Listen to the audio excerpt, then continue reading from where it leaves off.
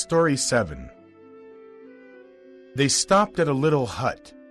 There was nobody at home except an old Lapland woman who was cooking fish. The reindeer told her Gerda's story. "Oh, you poor things," said the Lapland woman. "You have a long way to go yet. You must travel more than 100 miles to Finland.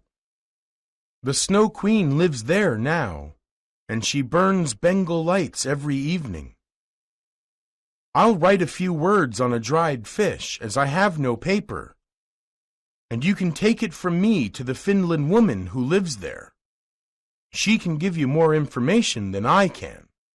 So when Gerda got warmed and had something to eat and drink, the woman wrote a few words on a dried fish, and then tied Gerda on the reindeer. After some time they reached Finland, and knocked at the Finland woman's hut. It was so hot inside that the woman wore almost no clothes. She took off Gerda's fur boots and the mittens, and put a piece of ice on the reindeer's head.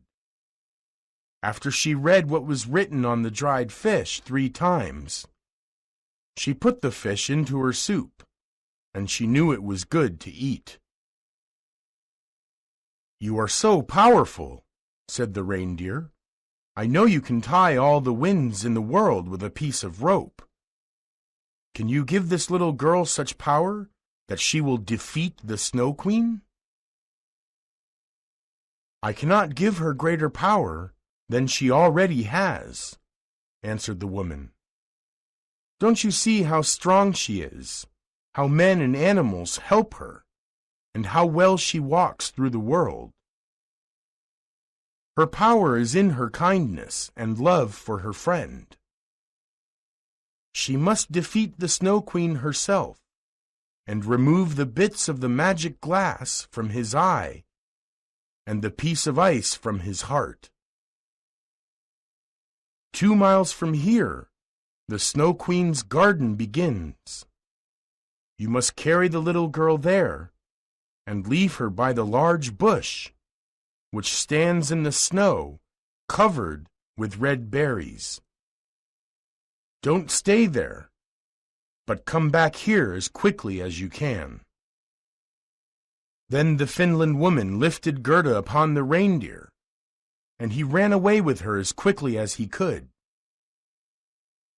"Oh, I forgot to take my boots and my mittens," cried Gerda, as soon as she felt the biting cold.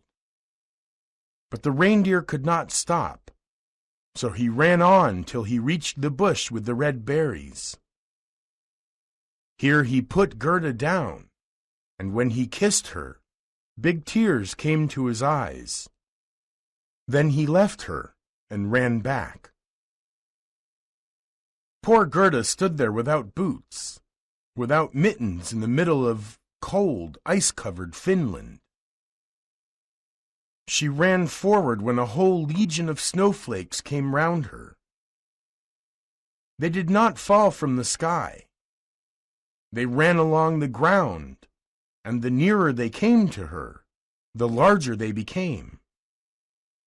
They were alive, and they were the guards of the Snow Queen. Little Gerda began to say a prayer, and the cold was so great that she could see steam coming out of her mouth. The steam increased as she continued the prayer till it took the shape of little angels, who grew larger at the moment they touched the ground. Their number increased more and more, and by the time Gerda finished her prayers, a whole legion of angels with spears stood round her. They killed the terrible snowflakes with their spears, and little Gerda could go forward with safety. The angels stroked her hands and feet, so that she felt the cold less, and she ran to the Snow Queen's palace.